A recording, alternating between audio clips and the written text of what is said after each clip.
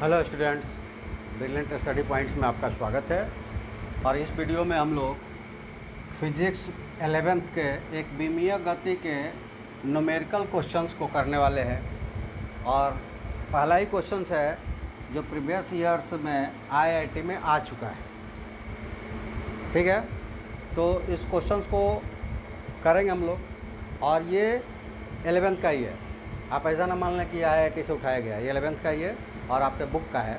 हाँ, ये previous year में आ गया है, हो सकता है कि उसके बाद आपका बुक छपा हो तो इसलिए उसमें दिया गया है। तो ये प्रीवियस ईयर में आया हुआ है, तो इससे आप समझ सकते हैं कि आप जो थ्योरी पढ़ रहे हैं ना, उसी थ्योरी से क्या होता है, ये आपका क्वेश्चंस आता है, नंबर्स बदला होता है लेकिन थ्योरी वही होता है। तो इसलिए थ्योरी और कॉन्सेप्ट क्लियर कीजिए। 11th 12th का आप आईआईटी भी निकाल सकते हैं। चलिए पहले इस क्वेश्चन को देखते हैं हम लोग। ये देखिए, कहता है कि ठहरी हुई कार कुछ देर के लिए नियत दर अल्फ़ा से त्वरित होती है और फिर नियत दर बीटा से मंदित होकर ठहर जाती है। मतलब स्टार्ट होती है रेस्ट से, रुकी हुई रहती है, स्टार्ट होती है अल्फ़ा त्वरण से और फिर कुछ देर चलने के बाद बीटा मंदन से मंदित होकर फिर से ठहर जाती है। इस पूरे प्रक्रिया में, यानी कि इस पूरे प्रोसेस में टाइम लगता है t सेकेंड। तो हमें कार द्वारा अर्जित अधिकतम वेग और चली गई दूरी ज्ञात करना है। ठीक है, आइए इसको, चूँकि यहाँ पे जगह हमको कम मिलेगा, बोर्ड पे चलते हैं हम लोग। और हम लोग क्या करते हैं कि एक ग्राफिक्स कर लेते हैं, थोड़ा सा एक पिक्चर बना लेते हैं जिससे कि हमको कुछ समझ में आ जाए। तो उसके लिए हम पहले क्या करते हैं, एक और काम करते हैं और हम लोग चलते हैं, एक कार लाते हैं।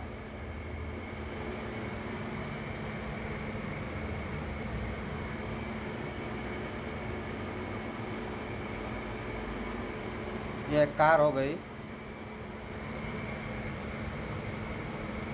सपोज कीजिए कि ये कार पॉइंट ए पर, थोड़ा बड़ा कर लेते हैं, ए पर है और यहाँ से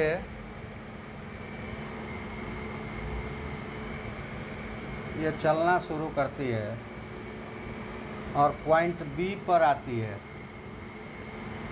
इस बीच ये अल्फ़ा त्वरण का इस्तेमाल करती है। ठीक है, और फिर वहाँ से ये मंदित हो जाती है और पॉइंट सी पर पहुँचती है, जिसमें ये बीटा मंदन का इस्तेमाल करती है, मंदित होती है और पॉइंट सी पे पहुँच जाती है। और यहाँ से लेकर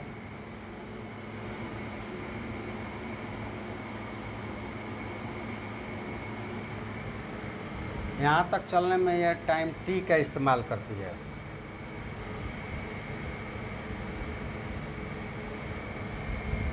t टाइम्स का इस्तेमाल करती है। ठीक है, अब हम कुछ एग्जाम्पशंस करेंगे, यानी कि मान लेंगे और उसके अनुसार हम लोग आगे चलेंगे। ये यहाँ से यहाँ तक आने में t टाइम इस्तेमाल की है और ये रेस्ट में है, यहाँ विश्राम में है, तो u क्या है, 0, और फाइनली v क्या है, 0। लेकिन ये 0 से स्टार्ट हुई और 0 पे ही ख़त्म हुई, तो उसका अधिकतम वेग कहाँ है ये हमें जानना पड़ेगा। तो 0 से स्टार्ट होकर ये वेग बढ़ रहा है और b पर आकर वो वेग क्या हो रहा है, घटने लगेगा। तो अधिकतम वेग जो इसका होगा इस b पॉइंट्स पर होगा, अधिकतम वेग b पॉइंट्स पर होगा। तो यहाँ हम ले लेते हैं कि चूँकि कार त्वरण की अवस्था में A से बी तक चली है, इसलिए बिंदु बी पर कार का अधिकतम वेग होगा।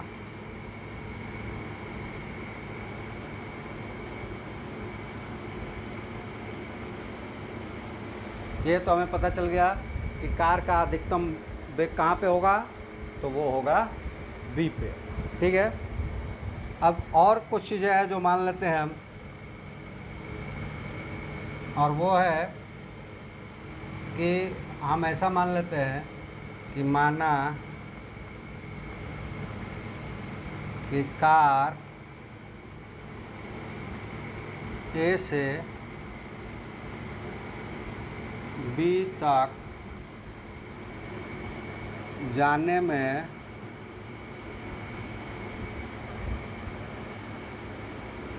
T1 समय लगाती है। ठीक है, तो ये T1 हो गया, तो नेचुरली ये पूरा T है, तो ये वाला part T1 minus T minus T1 हो जाएगा, T माइनस T1 है। साथ ही यह मान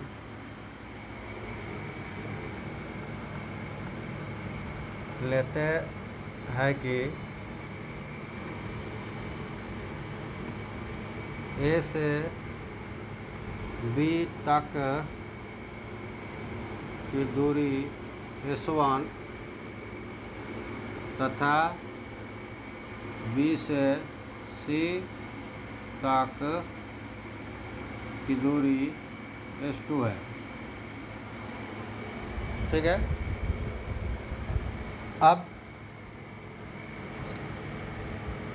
कैलकुलेट करते हैं। सबसे पहला हम कैलकुलेट करेंगे कि ए से बी तक इस दूरी में u इज इक्वल टू 0,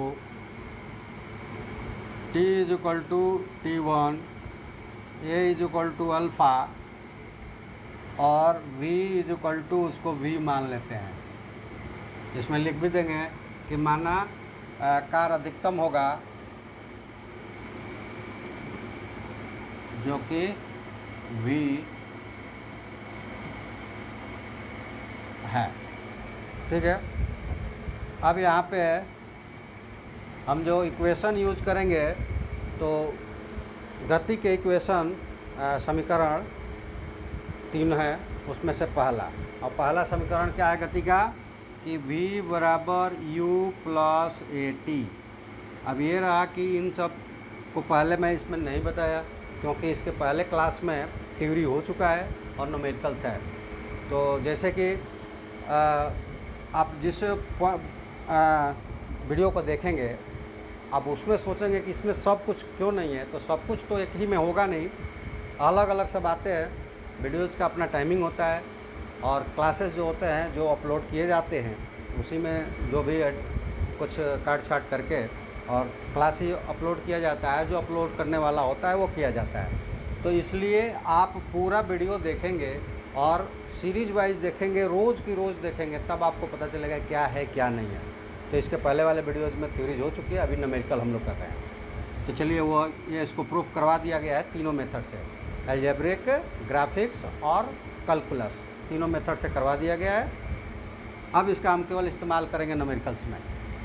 तो इसका इस्तेमाल करेंगे, तो इस्तेमाल करने में क्या हो जाएगा, v is equal to u की जगह 0 है, प्लस a की जगह अल्फ़ा है और t की जगह T1 है, और यहाँ से हमें मिल जाएगा v is equal to alpha T1 equation number first.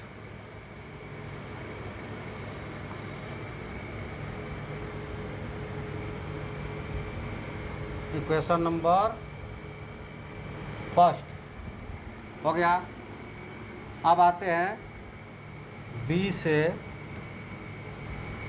सी तक। यहाँ u है b, a है माइनस बीटा, t है t माइनस t1 और v है 0। तो यहाँ भी वही इस्तेमाल करेंगे फर्स्ट इक्वेशंस, गति के पहला समीकरण। तो यहाँ हो जाएगा 0 बराबर u की जगह v है और minus beta t minus t1। यहाँ से हो जाएगा v is equal to beta t minus t1। अब ये t माइनस t1 है तो v का उपयोग कर लेंगे अल्फ़ा t1, तो ये हो जाएगा beta t minus beta t1। कहाँ से? तो फ्रॉम समीकरण 1 से। ये पहला वाला समीकरण को हम इस्तेमाल कर लेंगे। अब जब इसको सॉल्व करेंगे तो ये क्या हो जाएगा,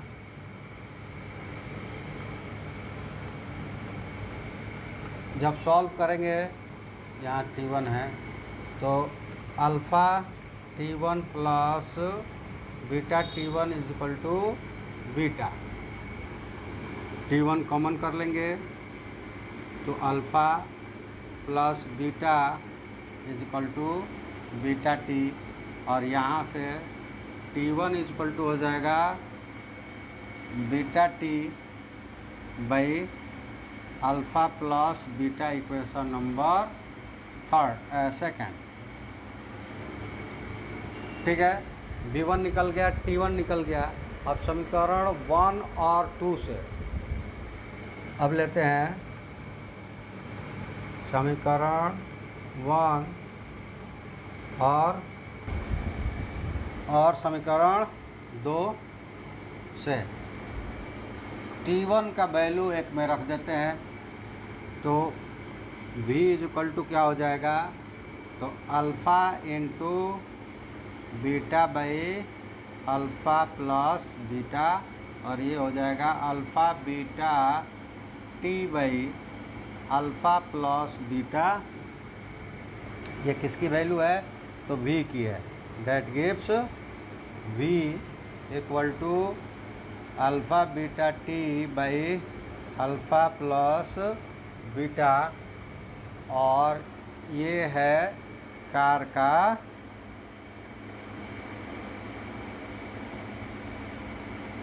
अधिकतम वेग। तो पहला वाला कैंसर निकल गया कि कार का अधिकतम वेग क्या है, वो है alpha beta t by alpha plus beta. अब ये पहला निकल गया। दूसरा हमें दूरी निकालना है, तो चलिए अब दूरी निकालते हैं।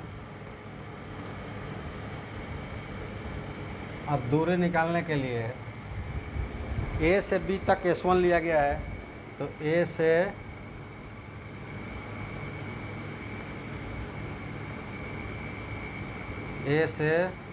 b तक s1 इज इक्वल टू, पहले दिखा देते हैं कि किससे इसको हम लोग सॉल्व करेंगे। यहाँ कौन सा उपयोग करेंगे। अब दूरी निकालने के लिए हम समीकरण गति के समीकरण तीसरे का इस्तेमाल करेंगे। वो क्या है, v square is equal to u square plus 2as, इसका हम इस्तेमाल करेंगे। तो a से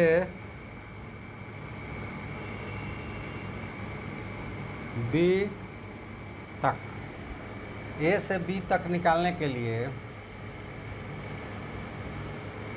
v क्या है, तो v square is equal to u 0 है अब प्लस 2 अल्फ़ा s1, और यहाँ से हमें मिल जाएगा s1 is equal to v square by 2 alpha, equation number 4। और b से c तक v की जगह 0 है और u की जगह v है, तो v square minus 2 beta s2, तो यहाँ से मिल जाएगा s2 इज इक्वल टू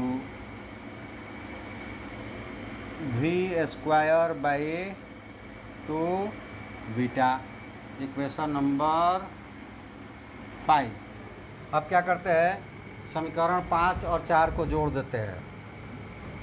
समीकरण 4 प्लस 5 क्या मिलेगा, s1 plus s2 is equal to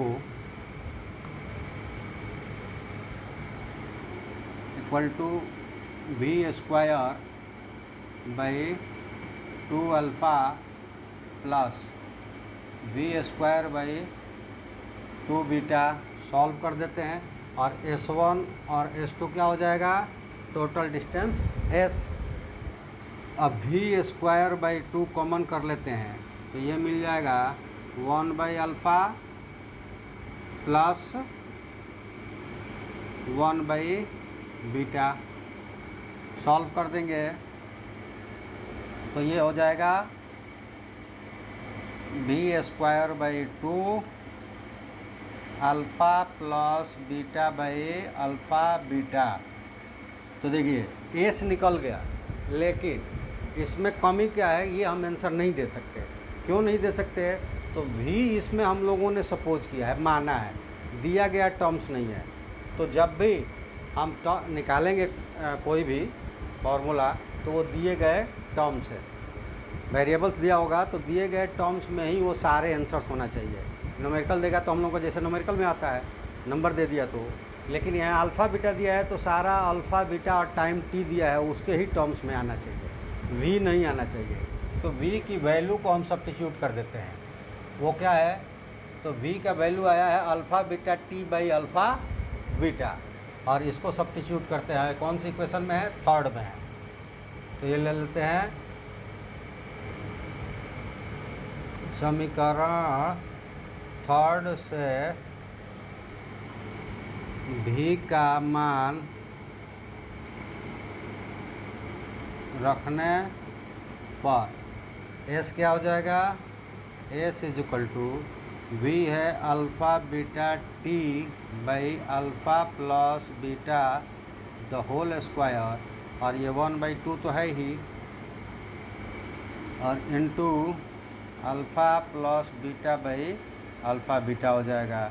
इसको सॉल्व करेंगे तो ये हो जाएगा alpha square beta square t square by alpha plus beta the whole square into, ये 2 भी यहाँ रहेगा, into alpha plus beta by alpha beta. तो ये देखिए अल्फ़ा प्लस बीटा इसमें से एक कट जाएगा, और यहाँ अल्फ़ा बीटा यहाँ से एक कट जाएगा, तो ये अल्फ़ा बीटा हो जाएगा। तब हमें मिल जाएगा s is equal to alpha beta t square by twice alpha plus beta, और ये दूसरे का हो गया तय की गई कुल दूरी, तय की गई कुल दूरी है। तो इसको आप इस तरह से निकाल सकते हैं, ये आया दूसरे का आंसर और यहाँ पे आ गया था पहले का आंसर, ठीक है। तो इस तरह से हम बता सकते हैं कि पहला का आंसर कार द्वारा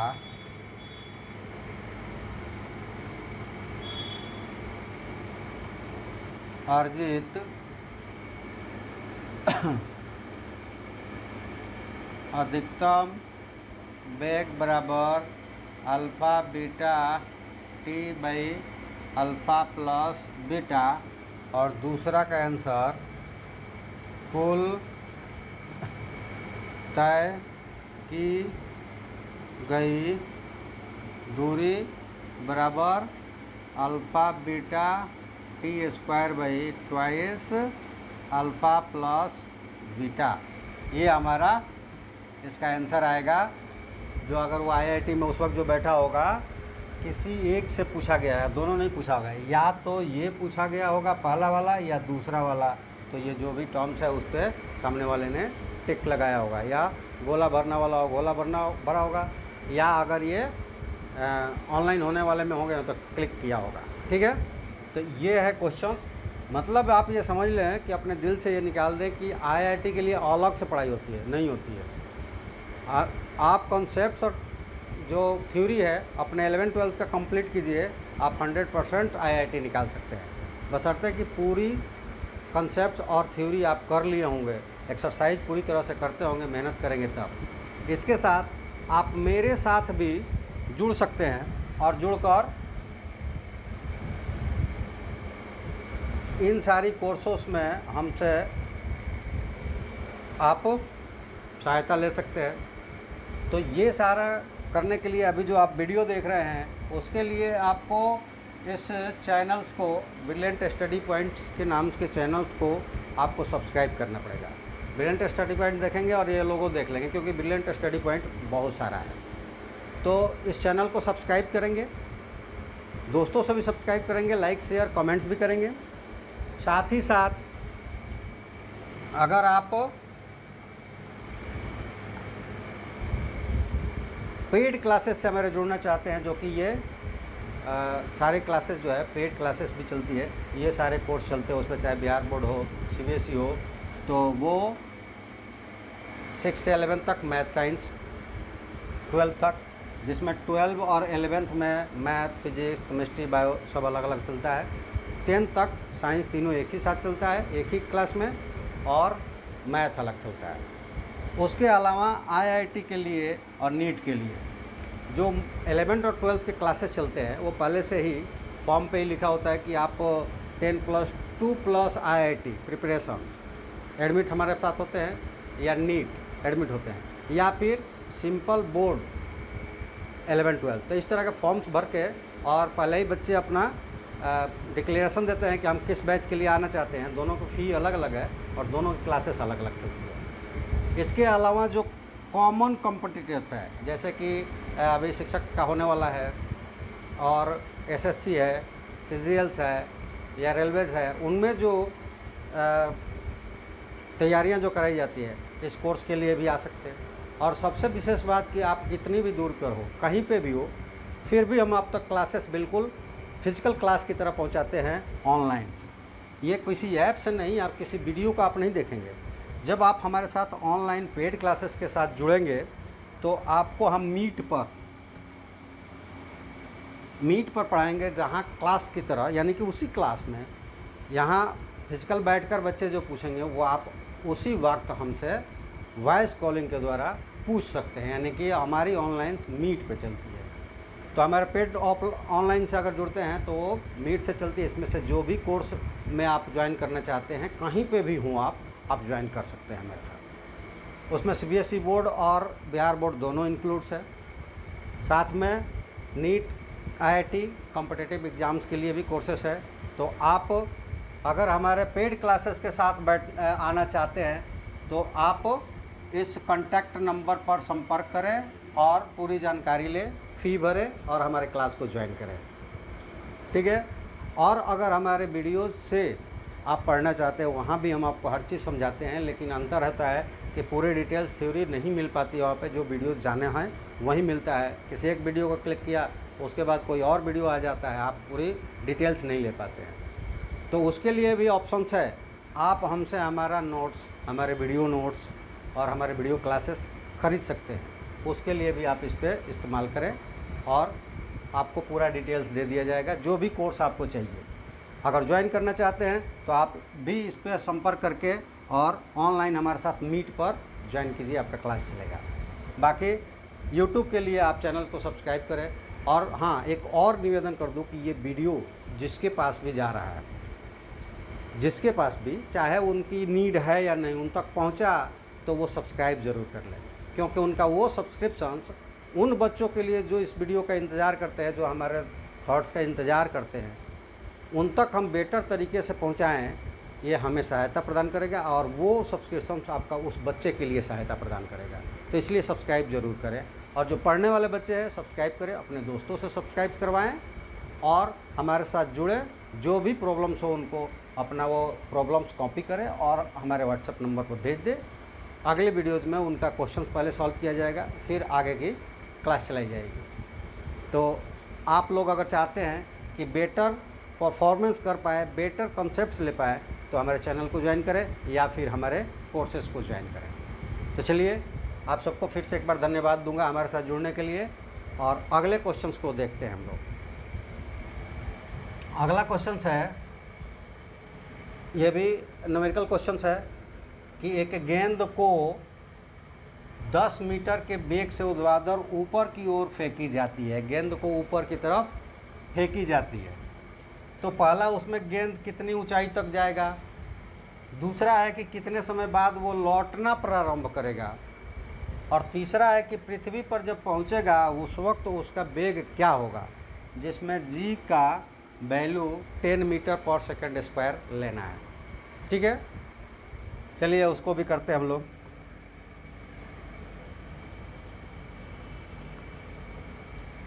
आइए इस क्वेश्चंस को करते हैं। अब इस क्वेश्चंस में क्या है कि वो कहता है कि एक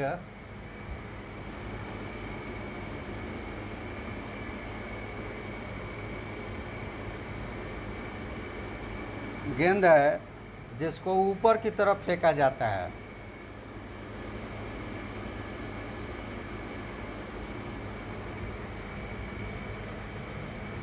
और यहाँ u इसका होता है 10 मीटर पर सेकेंड, और ये मान लो कि इस पॉइंट्स पर जाता है, ये 0 ग्राउंड पॉइंट्स है और ये a पॉइंट्स है, वो 0 से a तक कवर करता है। ये मान लो कि इसका यहाँ मैक्सिमम हाइट्स है, ये मैक्सिमम हाइट यानी कि अधिकतम हाइट तक ये पहुँच चुका है, तो इस हाइट को हम मान लेते हैं h।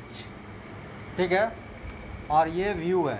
तो थ्योरी ये है कि अधिकतम ऊंचाई पर पहुंचने के बाद भी 0 हो जाता है, यानी कि जहां भी 0 होता है वहीं उसका अधिकतम ऊंचाई होता है। तो हम ये लिख सकते हैं, चूँकि जब v 0 होता है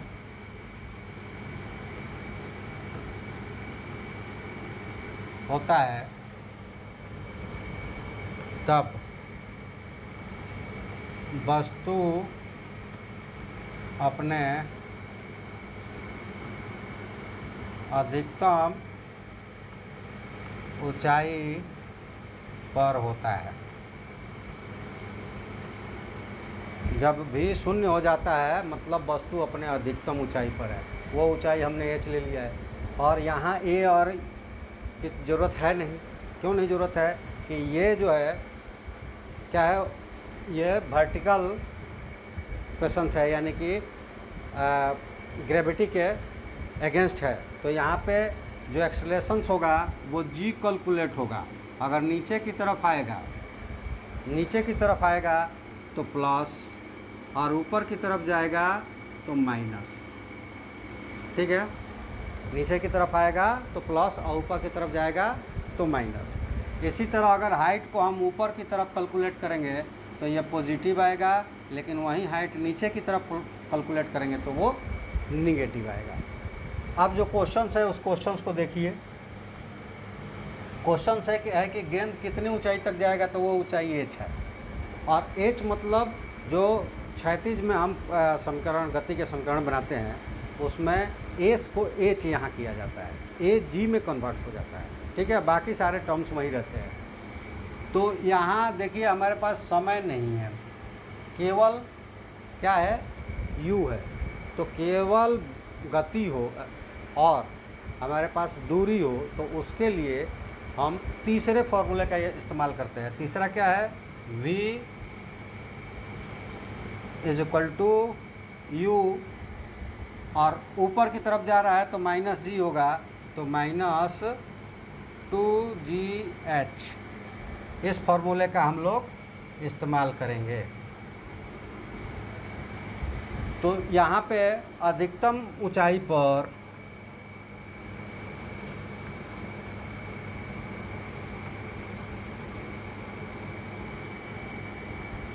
v क्या हो गया 0 और h है और g क्या है -g है।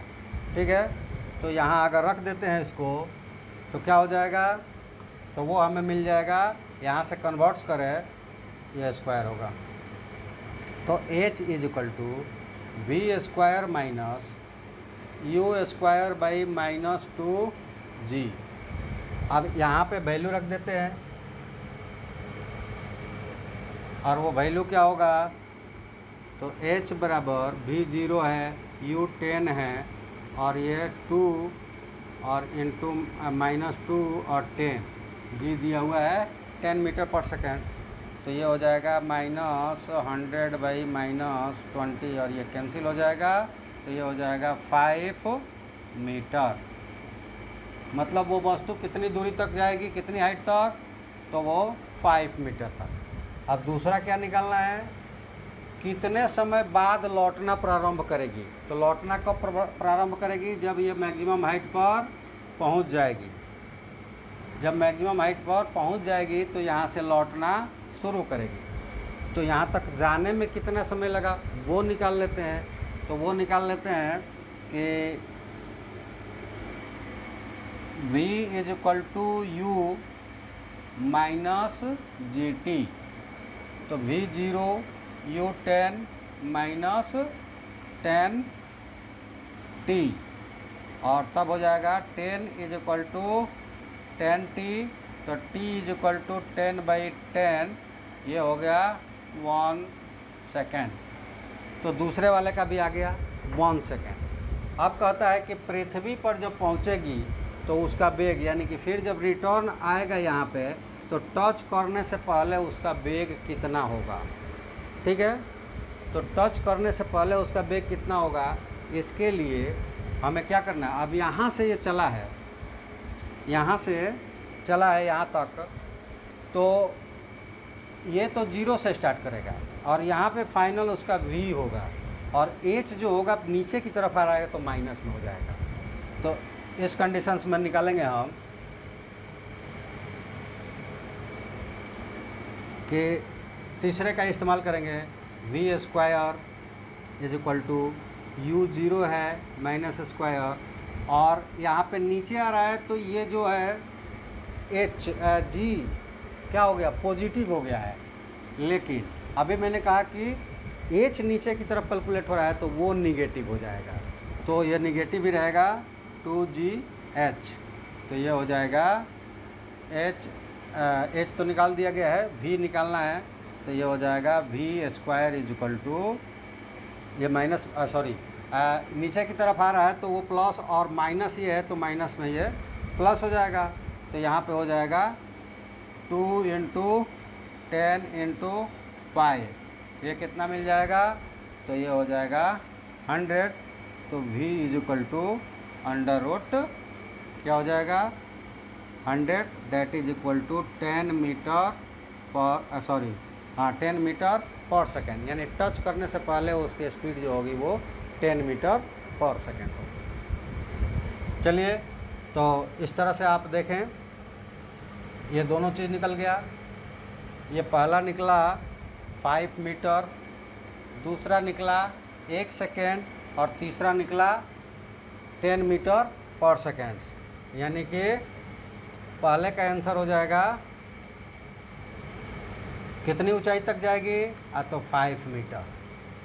कितने समय बाद वो लौटना प्रारंभ करेगी, तो 1 सेकेंड के बाद, 1 सेकेंड के बाद। और पृथ्वी पर पहुंचने पर उसका वेग क्या होगा, तो पृथ्वी पर पहुंचने पर उसका वेग होगा, ये हो जाएगा तीसरा 10 मीटर पर सेकेंड। तो इस तरह से हम न्यूमेरिकल को कैलकुलेट कर सकते हैं। थ्योरी भी था तो थ्योरी में पीछे निकल गया है, अब न्यूमेरिकल चल रहा है। तो आज हम लोग इतना ही रुपये करेंगे और फिर अगले वीडियो में हम आपसे मिलेंगे। और फिर से आपको याद दिलाते हुए कि जो स्टूडेंट्स नहीं भी है वो भी वीडियो पहुंचता है तो सब्सक्राइब करें। ये आपका सब्सक्रिप्शन किसी स्टूडेंट्स को हेल्प करेगा, मुझे तो हेल्प करेगा ही, और मुझे हेल्प करेगा तो मैं ज़्यादा ही वीडियोज़ लेकर आऊँगा, ज़्यादा समय इस पे दूँगा, तो वो जो हमसे सपोर्ट लेने वाले बच्चे हैं उनके लिए आपका ये एक सब्सक्रिप्शन सपोर्ट करेगा। और जो स्टूडेंट्स है वो यकीनन इस चैनल्स को सब्सक्राइब करें, अपने दोस्तों से सब्सक्राइब करवाएं और चैनल से हमेशा के लिए जुड़े, कंटिन्यूअस जुड़े, तो यकीनन अगर वो हमारी थ्योरी का इस्तेमाल किया और अगर घर पे प्रैक्टिस की उसी के अनुसार, तो 100% सक्सेस होगा, ये हमारी गारंटी है। तो चलिए, आज आप हमारे साथ आप लोग जुड़े, उसके लिए आप सबका धन्यवाद करते हुए आज हम लोग यहीं रुकते हैं। ओके, जय हिंद।